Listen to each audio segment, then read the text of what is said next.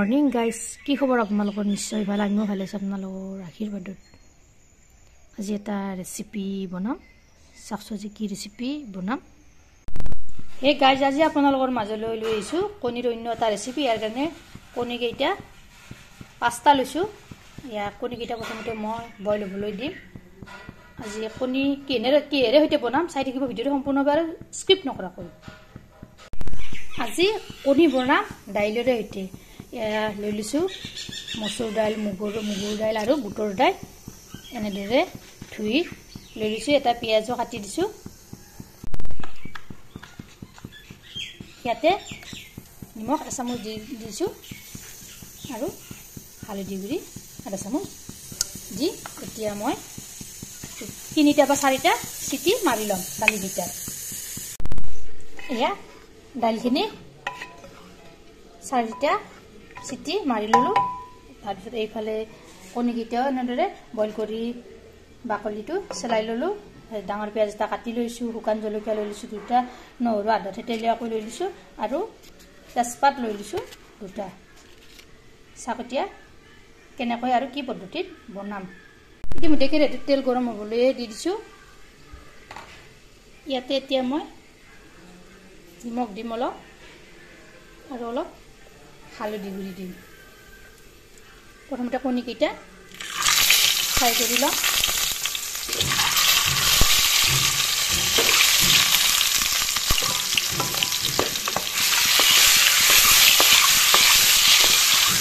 কণীকেইটা অলপ ৰংচঙীয়া কৰি ল'ম। এইফালে আকৌ উৰহি ভাজিছোঁ।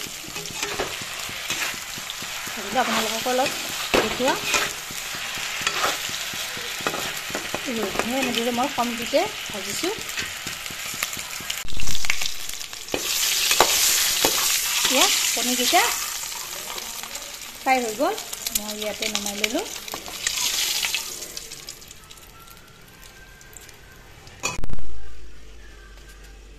সেই তেলতে আৰু অলপ তেল দি দিলোঁ।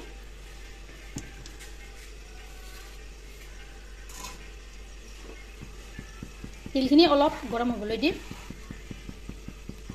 তাৰপিছত পাঁচফোৰণ কেইটামান দি দিছোঁ, তেজপাত 2টাও দি দিলোঁ, নহৰুখিনিও তাতে দি দিলোঁ, শুকান জলকীয়া কেইটাও দি দিলোঁ। এইখিনি অলপ লৰাই ল'ম।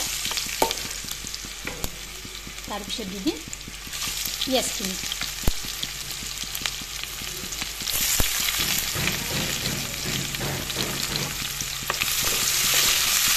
পিঁয়াজখিনি অলপ ৰংচঙুৱা কৰি ল'ম মই।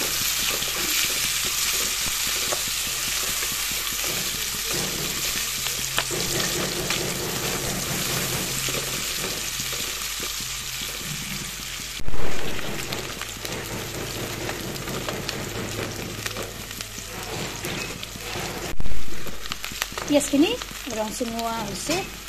ইয়াতে এতিয়া মই নিমখ 1 চামুচ দি ল'ম। তাৰপিছত দিম হালধি গুড়ি, এইফালে দিছোঁ জলকীয়াৰ গুড়ি, এইফালে দিছোঁ জিৰাৰ গুড়ি, এইফালে দিছোঁ ধনিয়াৰ গুড়ি। এইখিনি অলপ এনেদৰে লৰাই ল'ম।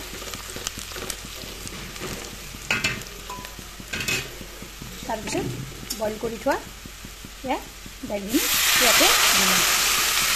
এইখিনি ইয়াতে দি দিছোঁ।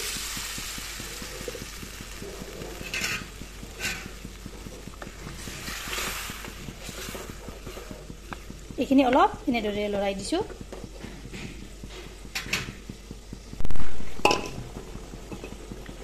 ইয়াতে এতিয়া মই অলপ পানী দি দিম। এইখিনি ভালদৰে উতলিবলৈ দিম।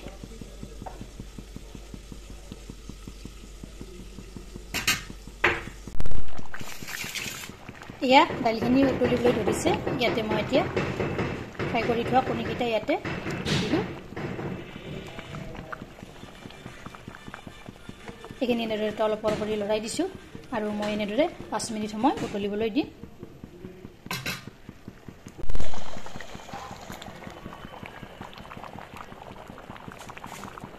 দেখিছেনে 5 মিনিট সময় উতলিছে